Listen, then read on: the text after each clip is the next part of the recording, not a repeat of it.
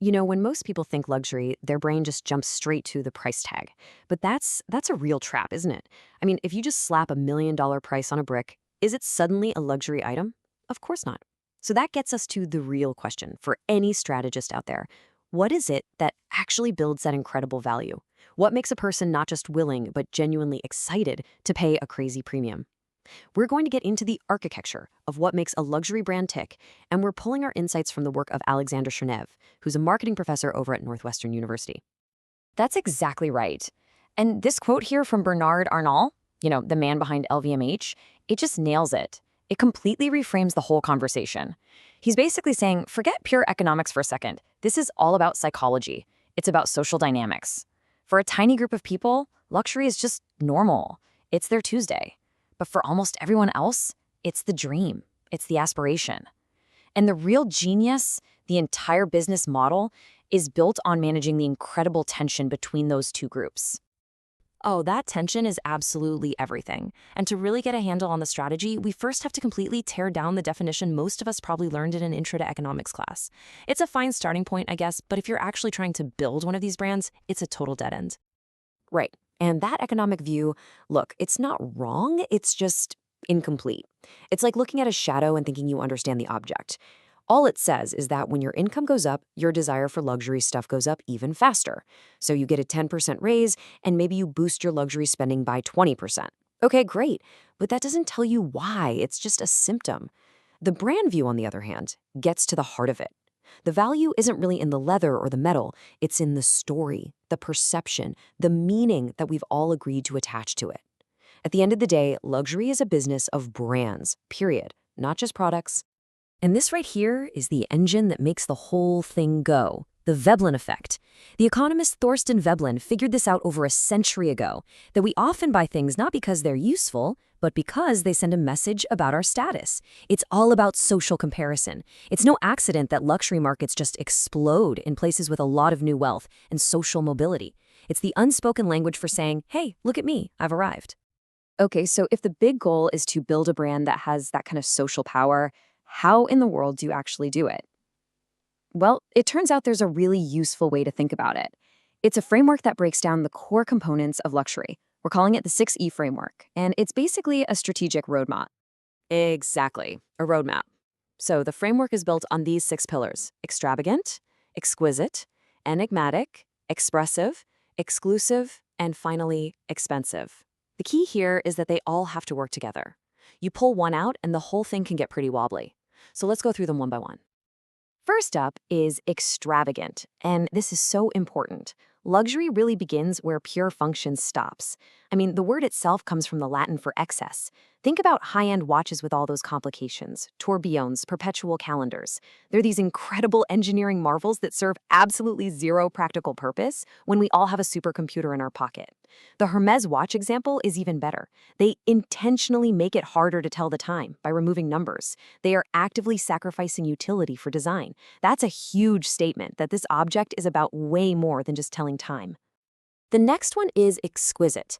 And this is not just about using pricey materials. Anyone can gold plate a phone. That doesn't make it luxury. The real lasting value is in the craftsmanship. This quote from Patek Philippe just says it all. It's about skills passed down through generations.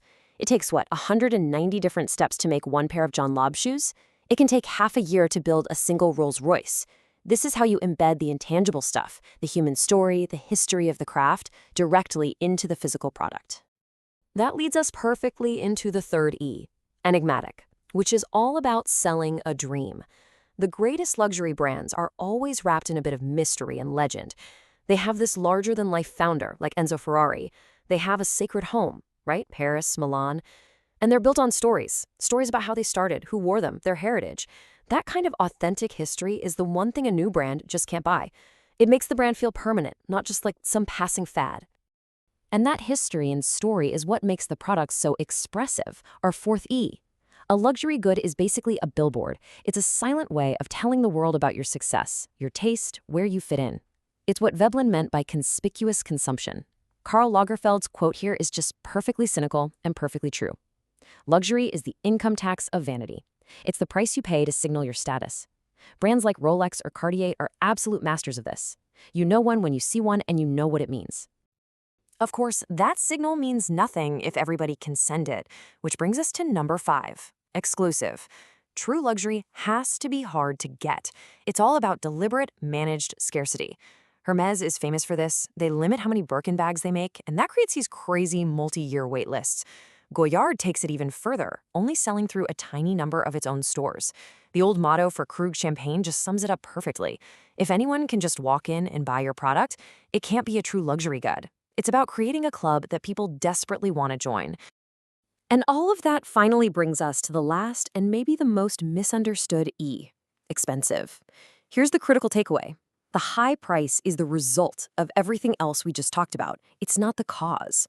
A Bugatti costs millions of dollars because the brand has spent a century building a story that is extravagant, exquisite, enigmatic, expressive, and exclusive. The price is just the logical conclusion of all that value they've created. You can't work backwards. Making something expensive doesn't make it a luxury. Achieving luxury status is what justifies the price tag. So to see how all these pieces really click together in the wild, there's just no better case study than the House of Hermes. They are arguably the absolute masters of putting the 6C framework into practice, not just for a little while, but consistently for more than a century. Well, let's look at their journey. It starts way back in 1837, making something incredibly practical but exquisitely made, horse harnesses for European royalty. The brand's entire DNA was basically set in stone right there, the best craftsmanship for the most elite clients. And from that foundation, every single move they made, whether it was into handbags or watches, was a natural extension of that core identity. They were able to use their reputation for unbelievable quality to enter new categories, all while sticking to this idea of creative craftsmanship. And this is where that enigmatic piece becomes so incredibly powerful for them. Their most famous products have these almost mythical origin stories. The Kelly bag wasn't dreamed up in some marketing brainstorm. It became a global icon by pure chance when Princess Grace Kelly used it to shield her pregnancy from the paparazzi. The Birkin bag was famously sketched on an airplane sick bag after the CEO happened to sit next to the actress Jean Birkin. You cannot make this stuff up. These authentic, compelling stories create a mystique that no ad campaign on earth could ever replicate. And what's the result of all that careful brand building? It's this number right here. And it's just staggering. More than $500,000 for one handbag at auction. And some of the really special editions go for close to $2 million. This is the ultimate proof that the framework works. The value here is almost completely disconnected from the cost of the raw materials and the labor. It's a number that measures the combined power of being extravagant, exquisite, enigmatic, expressive, and exclusive. But this level of success creates what is now the central problem for every single luxury brand out there. Wall Street and shareholders, they all demand growth, but the brand's value is built on being exclusive. So how do you sell more stuff without destroying the very scarcity that made people want it so badly in the first place? That is the essential luxury dilemma. Right, and that dilemma gave rise to this whole new category, accessible luxury. Brands like Coach, Michael Kors, they've built enormous companies by giving consumers a touch of luxury. They use some of the same language, the design cues, the branding, but at a price that a much wider group of people can actually afford. Now, that's a brilliant business model for them, but it creates a huge strategic threat to the very idea of traditional top-tier luxury. So how did the truly elite brands fight back? They use a strategy you could call the ultra-luxury anchor.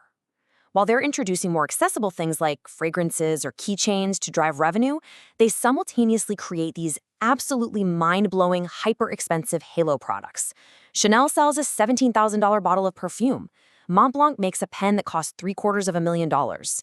These things aren't really meant to sell in huge numbers. Their job is to anchor the brand's image in the stratosphere, to scream, "We are still the most exclusive," even as more people buy their lower-priced items. And in the end, the absolute best defense against your brand getting watered down is just having a crystal clear, unwavering vision. This quote here from the founder's grandson nails the essence of Hermes. Every single thing they do can be traced back to these ideas. It's their North Star. And that clarity is what stops them from chasing trends that might dilute their identity. It's why they've managed that growth versus exclusivity problem better than pretty much anyone else. Which leaves us with one final question to chew on. The rules of what constitutes status are changing right before our eyes. We're seeing huge trends like quiet luxury, where big logos are out and status is signaled in much quieter ways. Digital assets and online influence are becoming real forms of social currency. So if we had to update this framework for the next 20 years, what would that seventh E be? Maybe ethical or ephemeral? That's the big strategic question the next generation of luxury brands is going to have to figure out.